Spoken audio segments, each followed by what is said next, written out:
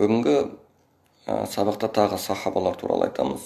Сахабаларды таңдауымызға себеп болған бірден бір нәрсе, пайғамбарымыз саллаллаху алейхи уассаламды жақсы тануымыз үшін сахабаларды тануымыз керек. Сахабаларды тану әрине бұл пайғамбарымыз саллаллаху алейхи уассаламға алып баратын жол. Пайғамбарымызды толық танығысы келген адам оны сахабалары арқылы таныса ғана пайғамбарымызды дұрыс таныған болады. Кейбір адамдардың мынандай бір сөздері бар.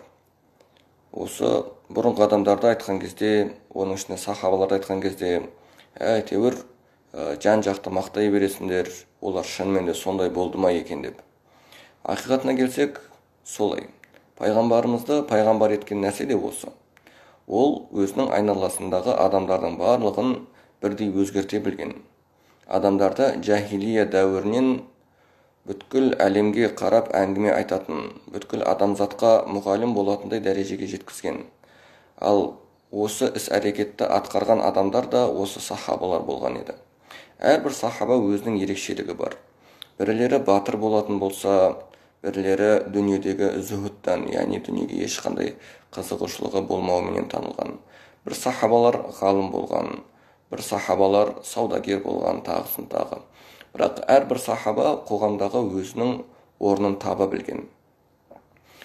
Қоғамда әрбір адам өзінің орнын таба білетін болса, сонда бір үйлесімділік пайда болады. Пайғамбарымыз саллаллаху алейхи уассалам адамдарды осы нәрсеге жеткізген. Осы сахабалардың келесісі сөздері көпшілікке ғибрат болған, көп адамдарды даналыққа шақыра білген, өзі уахи жазған, Құранды кезінде жаттаған 4 адамның бірі болған. Пайғамбарымыз саллаллаху алейхи уассаламның алдында сондай бір ижаза алған және де оны кейінгілерге үйреткен.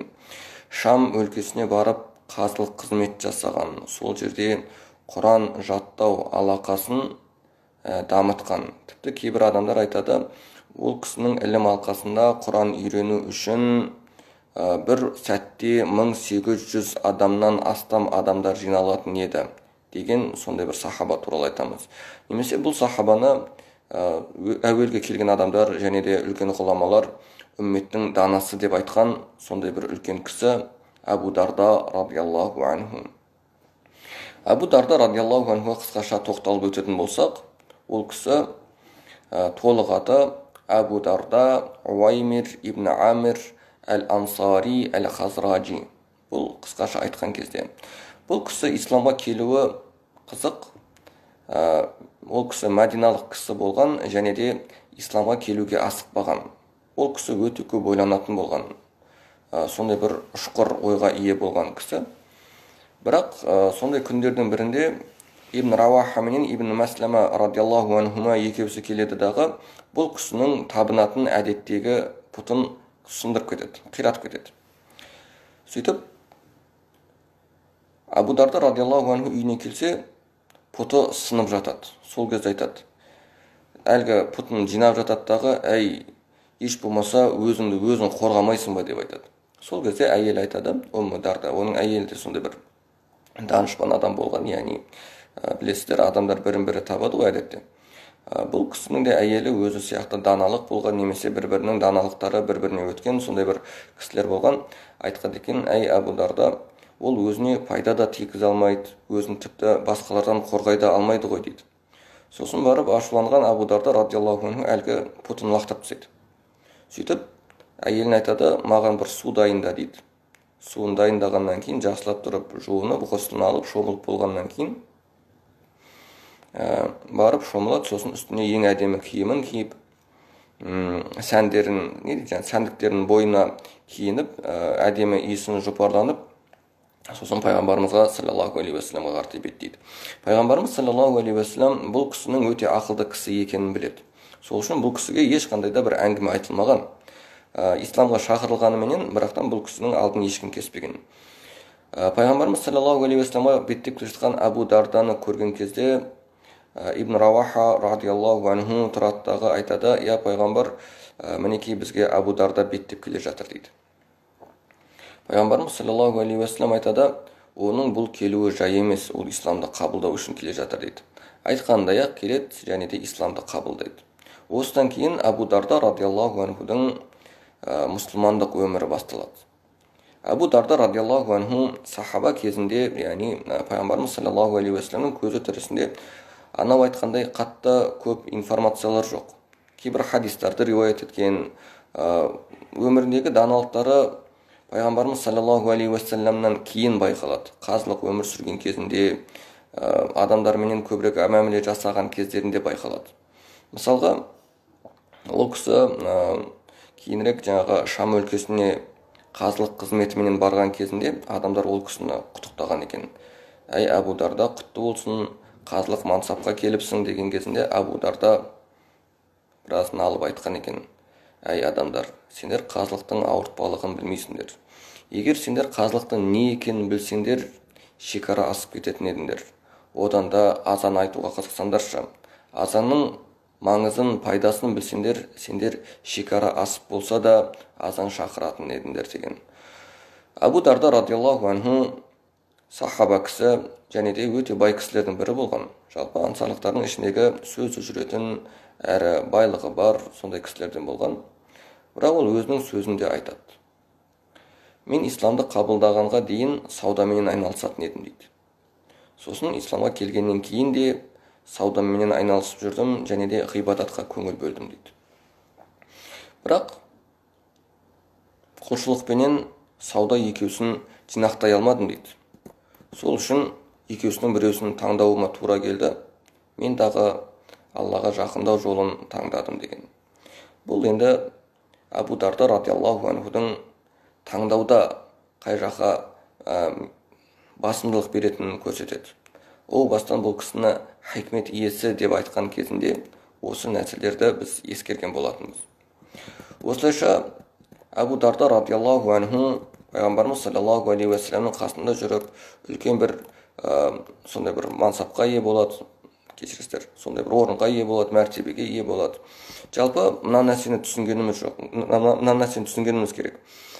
Абу Дарда радиаллаху анху үмметтің данасы, Бірақтан ол кісінің істеген іс-әрекеті, яғни саудасын толықтай тастап, іс-әрекетінің барлығын ғибадатқа арнағаны бұл қаншалықты даналық деп айтатын болсақ, бұл жерде екі мәселені қарастырып айтсақ болады. Біріншісі, кейбір сахабалардың біз өмірінен көре аламыз. Ол кісілер ілімді де, сауда-саттықты да, ғибадатты да барлығын жинақтай білген.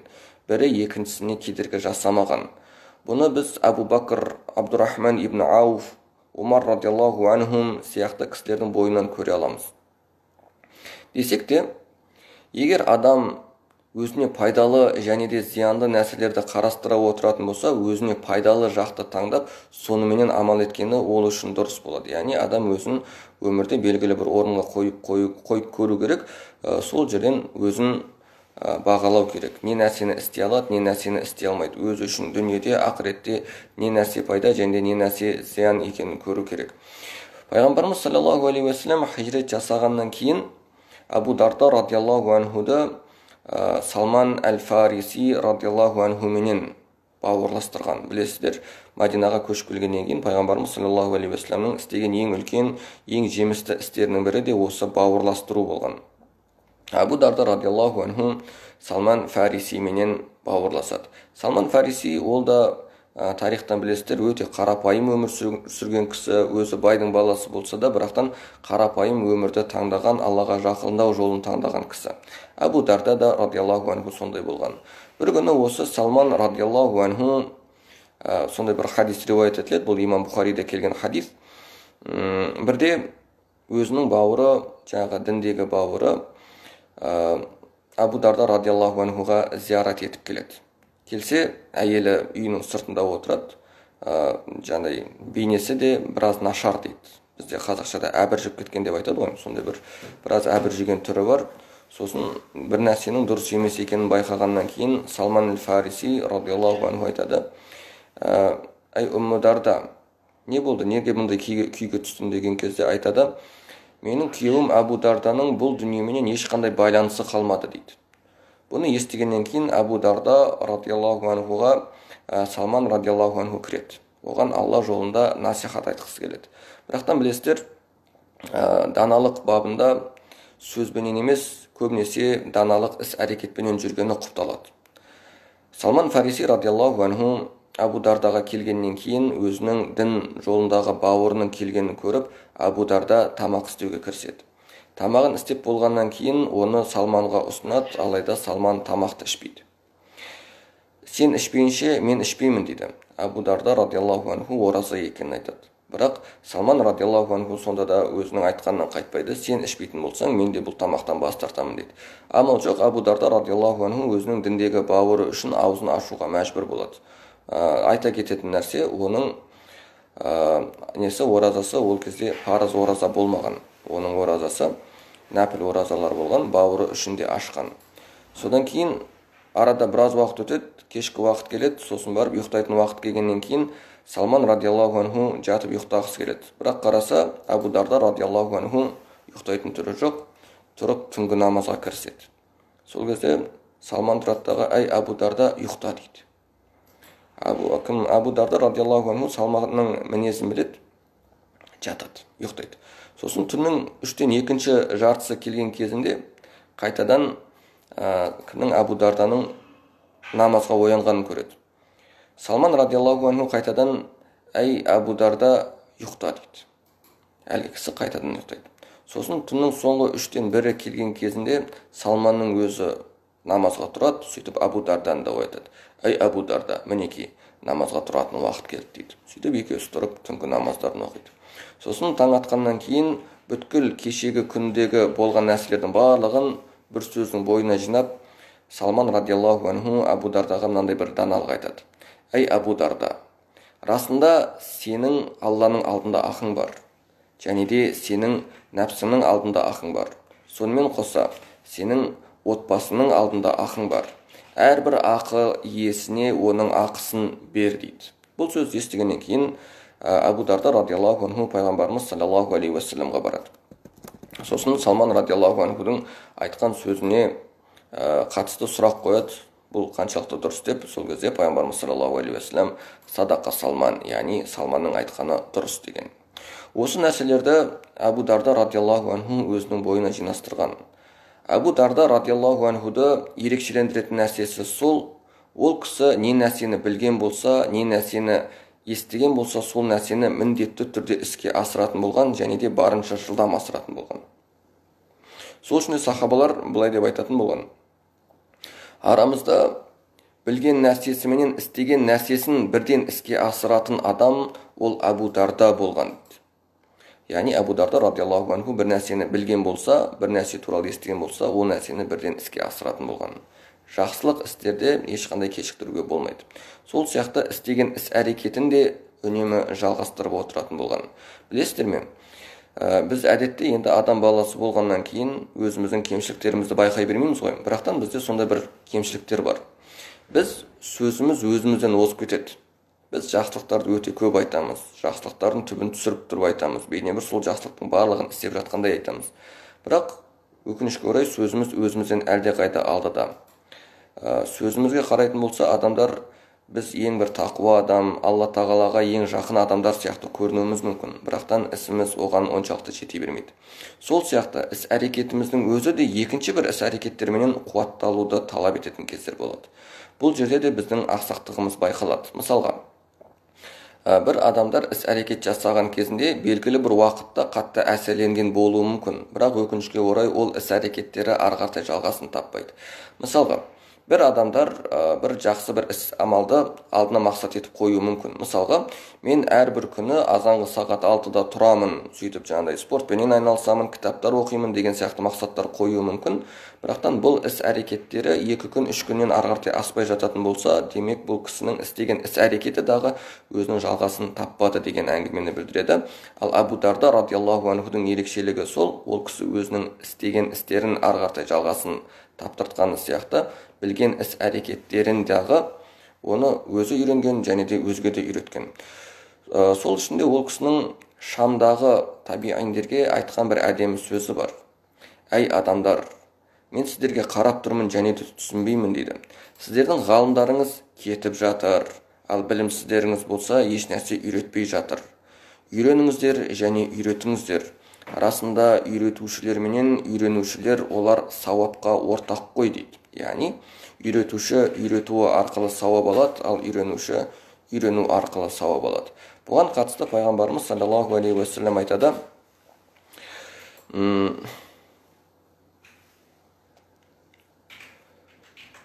үйретушілерден бол, үйренушілерден бол, немесе ілімді сүйетіндерден бол, алайда төртіншілерден болма дейді.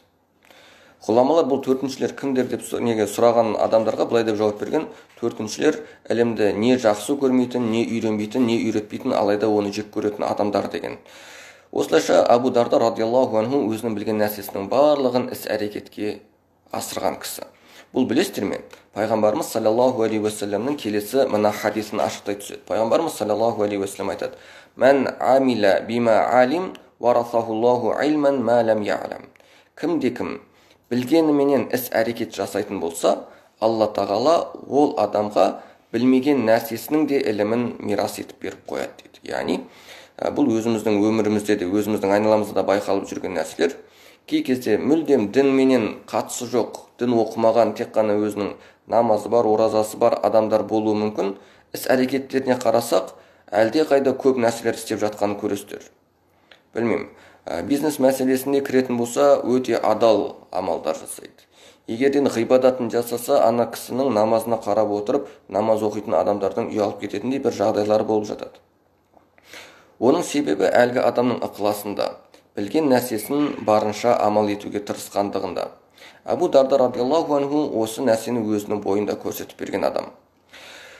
Абу Дарда радиаллаху анху сол сахабалардың арасында жүрген кезінде ақ өзінің осы даналығымен танылған адам. Тіпті Абу Зар радиаллаху анху ол кісіге айтады: жапырақтардың көрінген жері немесе ағаштардың көлеңкелеген нәрсесінің барлығында әй Абу Дарда, мен сенен үйрендім ғой деген сияқты сөздерді айтқан.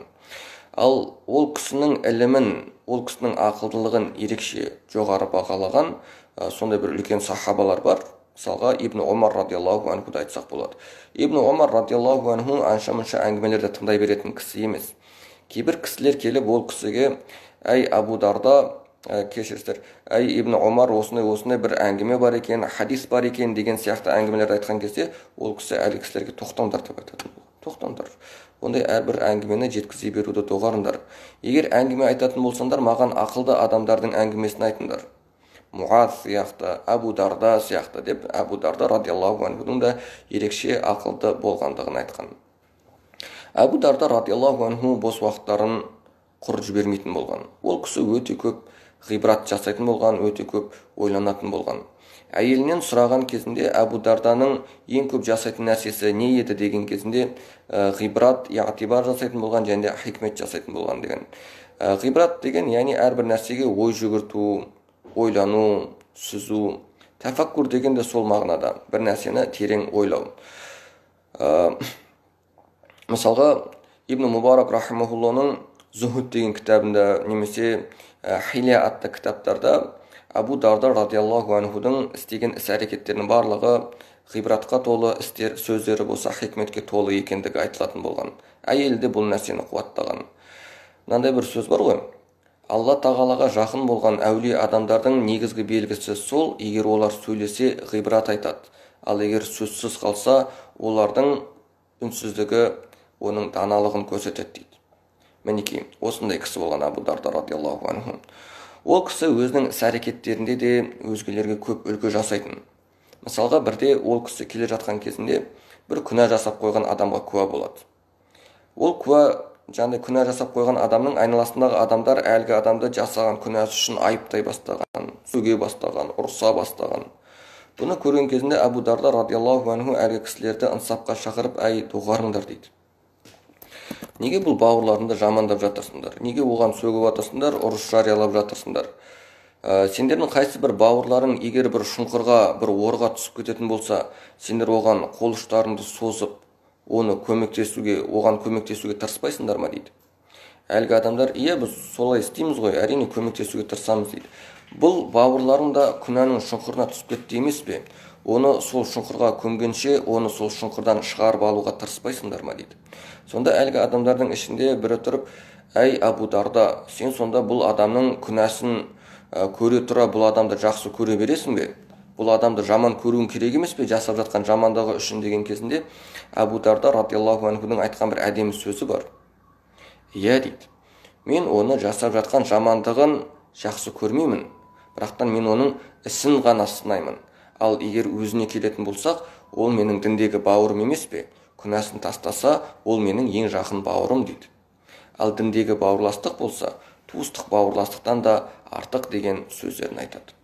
Бұл Абу Дарда радиаллаху анхудың көптеген іс-әрекеттерінің бірі ғана. Абу Дарда радиаллаху анхудың өміріне қараған адам, өміріне көз жүгірткен адам, ол кісінің көптеген хикметтеріне, ғибраттарына тәнті болады. Ол кісі жалпы қазылық жасап жүрген кезінде өзінің даналығымен танылған, көптеген сахабалар бұл кісіден ақыл сұрайтын болған, бұл кісіге уағыз айтуын талап ететін болған. Бұл кісінің жасап жатқан әрбір іс-әрекеттері хикметке тола. Айтып жатқан хикметтерінің астарына қарайтын болсаңыз, пайғамбарымыз саллаллаху алейхи уассаламның сүннеттерімен өте қатты байланысты. Кейбір адамдар болады, білесіздер ме? Олардың қасында жүрсеңіз, олардан көп сөз естіп қажеті де жоқ. Оның қасында жүрсеңіз, сіз оның іс-әрекеттеріне сүйсініп, оның іс-әрекеттерін өзіңіздің бойыңызға арта бастайсыз. Бұны дінде инсибах дейді ғой. Шәкірттің өзінің ұстазының қасында жүріп, соның ақылақ мінезін өзінің бойына сіңіре бастайды. Абу Дарда радиаллаху анху сондай адам болған. Қасындағы адамдар бұл кісінің егер не нәрсе сөйлейтін болса, сөйлесе екен, мен ол нәрсені естіп қалсам екен деп күтетін болған. Ал егер ол кісі сөйлемейтін болса, сөйлемесе де қасында жүруге тырысып, ол кісінің жасап жатқан іс-әрекеттерін өздерінің бойына сіңіріп алуға тырысатын болған. Ол кісі адамдарға көптеген жақсы өсиеттер айтатын болған, оның сөздері көптеген мәселелердің шешімі болатын. Мысалға айтады, Алла тағаланы қуанышты, яғни жақсы уақыттарда еске алыңдар. Сонда Алла тағала сендерді қиындықтарыңды ұмытпайды. Егерден қуанышты жағдайларда өмір сүріп жатсаңдар, онда өлім туралы да ойлаңдар. Өздеріңді өлген адамдардың бірі ретінде бір есепке алып көріңдер. Егер жан дүниелерің, болмыстарың дүниелік нәрселерге қаратай бет алып, дүниені қатты сүйсініп ғашық болып жатқан болса, онда одан кейінгі не болатын нәрселерге де көңіл аударыңдар деген сияқты сөздерді адамдарға айтатын болған. Әрине бұл қазақшаға аударылған кезде өзінің асыл мағынасын кішкене жоғалтып жатыр, бірақтан бұл сөздерді естіген адамдар арадан біраз уақыт өткеннен кейін ортада үлкен бір тасауф деген бір ілімді ортаға шығарады. Оның негізгі аспектілерінің бірі болған зүһд, яғни дүниеге қызықпау, кедейлік өмірдің артықшылықтары деген нәрселерді ортаға шығарады. Бұл дағы өз алдына бір үлкен ілім ретінде шығады.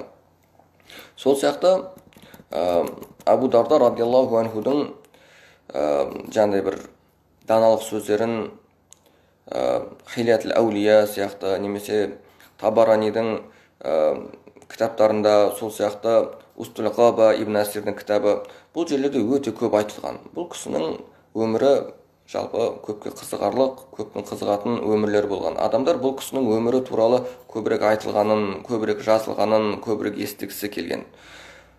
Сол үшін айтып жатырмыз ғой, Абу Дарда радиаллаху анхудың өмірі алғашқы жартысында онша қатты көп белгілі болмаса да, кейінгі уақыттарда бұл кісі өте көп танымал болған. Адамдар бұл кісінің табиғатын жақсы көрген, айтқан сөздерін үнемі тыңдағысы келген.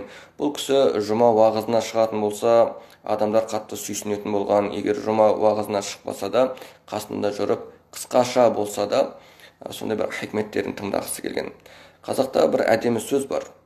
Бидің сөзін құлда айтады, бірақ аузында дауасы жоқ деген. Абу Дарда радиаллаху анху да осы мысалдың өте керемет көрсеткіші. Ол кісінің айтқан сөздері адамдардың жағдайларына қаратай дөп түсетін болған. Мысалға айтады, ол кісі әрбір сөзінде, жаңа айттық қой, ғибрат жасайтын болған, әрбір нәрсені терең ойланатын болған. Ол кісі кедейлердің көңілін қалдырғысы келмейтін болған. Тіпті өзі де сол үшін сауда саттығын қойып, өзінің кедейлердің қасында көргісі келген. Ол кісі айтады, расында біз өздерінің кедейлердің қатарында көрсетіп айтып жатыр. Байлардың жейтін нәрсесін біз де жейміз ғой дейді. Байлардың ішетін нәрсесін біз де ішеміз. Олар киім киетін болса, біз де киім киеміз. Олар байлықтарына қарап мақтанады, қуанады, көздері қуанады. Біз дағы олардың көріп жатқан байлығын көріп жатырмыз ғой дейді.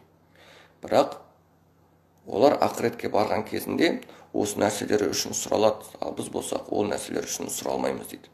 Сол сияқты қайтыс болатынның алдында осы кедейлікке қатысты айтқан бір әдемі сөзі бар. Осы жағдайда байлар біз сияқты болғысы келеді дейді. Яғни мынау сәт, сондай бір сәт, байлар біздің халімізге түскісі келеді. Алайда біз олардың халіне түскіміз келмейтін жайт бұл дейді.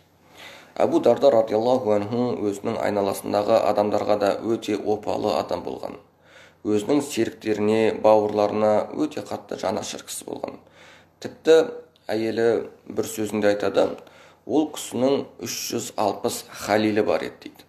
Халил деген өте жақын дос, сырласы, өзінің ауыртпалығын сол кісіге жүктей алатын, сондай бір өте жақын дос деген мағынаны білдіреді. Және де ол кісі күніге сол адамдарының барлығын намаздан соң өзінің дұғасына қосып, солардың әрқайсысына дұға жасайтын еді дейді. Абу Дарда бұл іс әрекетін күнделікті қайталайтын болған. Әйелі таңғалып сұраған ғой бірде, әй Абу Дарда, неге сен бұлай істеп жатырсың? Өзіңді соншалықты шаршатасың ғой, әрқайсының атын күнделікті қайтара беруге қажет не деген сияқты сұрақ сұрайды ғой енді. Сол кезде Абу Дарда радиаллаху анху айтқан екен, расында кімде-кім өзінің бауырына ғайыптан дұға ететін болса, сыртынан жақсы дұға жасайтын болса, онда Алла тағала ол адамға екі періштені өкілетті етіп қояды. Ол екі періште оған саған да дәл сондай нәрсе болсын, саған да дәл сондай нәрсе болсын деп дұға жасап тұрады. Ал білесіздер, періштелердің дұғалары қайтарылмайды. Ондай болатын болса, неліктен мен періштелердің дұғасынан бас тартуым керек? Мен дағы періштелердің мен үшін дұға жасағанын қалаймын деген мағынада осындай бір талпыныстарда болған бұл кісі.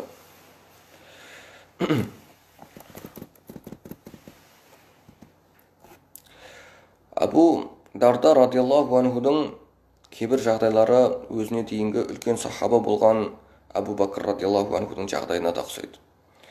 Өткен жолы біз Муавия радиаллаху анху туралы айтқан кезімізде хижраның 27-ші жылы Кипр аралдары алынғанын айтқанбыз. Кипр аралдары өте бай аралдардан болған, ол жер алынғаннан кейін мұсылмандар байлыққа қауышқан. Осыны көрген кезінде Абу Дарда радиаллаху анхуға да осы ғаниметтерден, олжалардан бір бөлігі келген. Бірақ сол олжаны көрген кезінде Абу Дарда радиаллаху анху жылай бастаған.